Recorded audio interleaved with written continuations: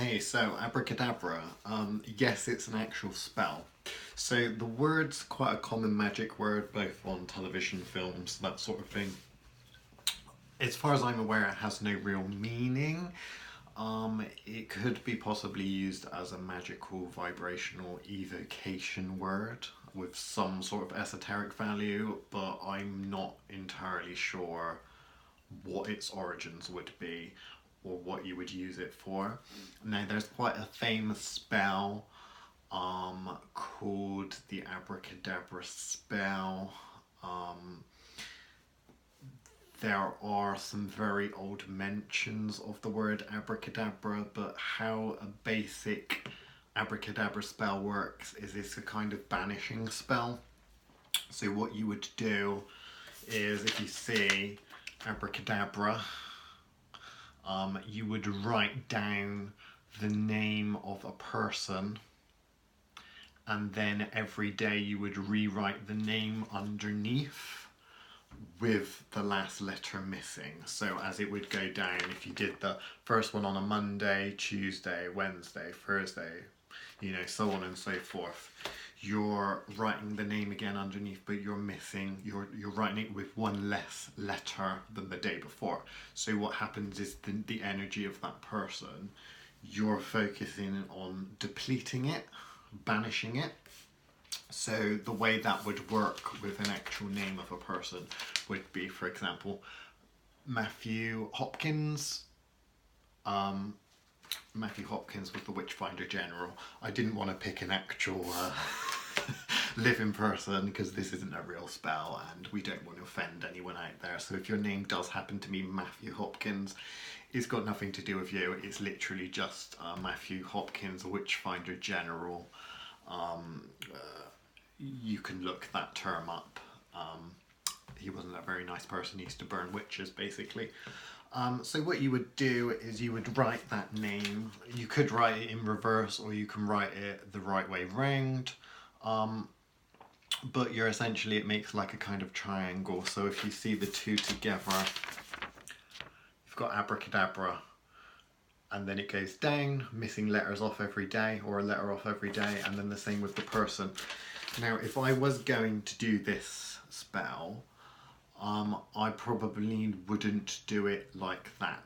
What I'd do is I'd write the name down as it is on the first day, and then every day just scratch through a letter. So starting with the last letter, I normally start with the last letter. You can start with the first letter, but what you want to do is you really want to concentrate at the beginning of each day, maybe in the evening, maybe in the night time before you go to bed, whatever. Whenever you've got time to concentrate, one letter each day, knock it off, get rid of it, and you're saying to yourself, you're banished, you're away, you're out of my life, your hold on me is weakening, and that's what you do every day. So obviously if they have a very short name, this is not going to take you as long as someone with a long name. Another thing you could do is if you have, say, I had a client once that had a family that was causing her some trouble. So what we did is, because there were so many different names of the people in that family, we took the family name and just put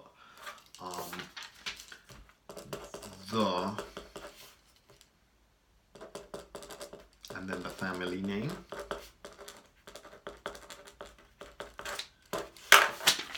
And then what we got them to do was to knock off each letter at the end of the day. I think she did it at night time. You can do it when you want. Just make sure that you're removing one letter each day, basically. So that is the abracadabra spell. It's very simple, quite effective. It's just getting you to focus, really. At the end of the day, that's what a lot of basic spell work is. It's just focus. It's getting your conscious mind to dictate to your unconscious mind what you want to happen. So it may not look like much. It's just a pen and a piece of paper. But a lot of people ask, well, what can I do that's really, really cheap? that doesn't involve buying spell kits, doesn't involve buying candles, you know. And let's be fair, you can get paper and pens or pencils for free. You could go to, you know, all of these. You could go to a betting shop, they give you free pens. You could go to, like we have DIY stores where you have little pencils where you write the codes down to take to the tills. You could go and write it on one of those. You know, at the end of the day, this is not going to cost much money. The real magic is your intention, your intent behind it, the fact that you are taking your time out to concentrate, and you can see, you know, clearly in your mind's eye that the name's getting shorter, their power over you is getting weaker, until the fact that, you know, at the end of it, you will have got rid of all of the letters. And then at the very end, when you've got rid of all of the letters and they're all out, you can just rip it up.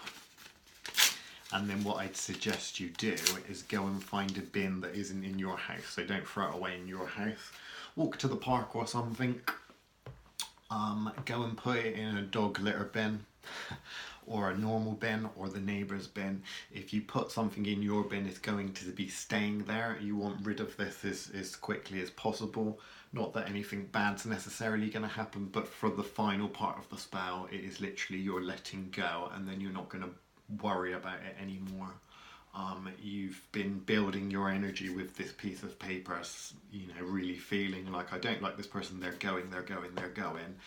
And then when you're done with that, you're not going to go and put it in a drawer, because that's going to keep it, you know, within your domain, your aura, your house.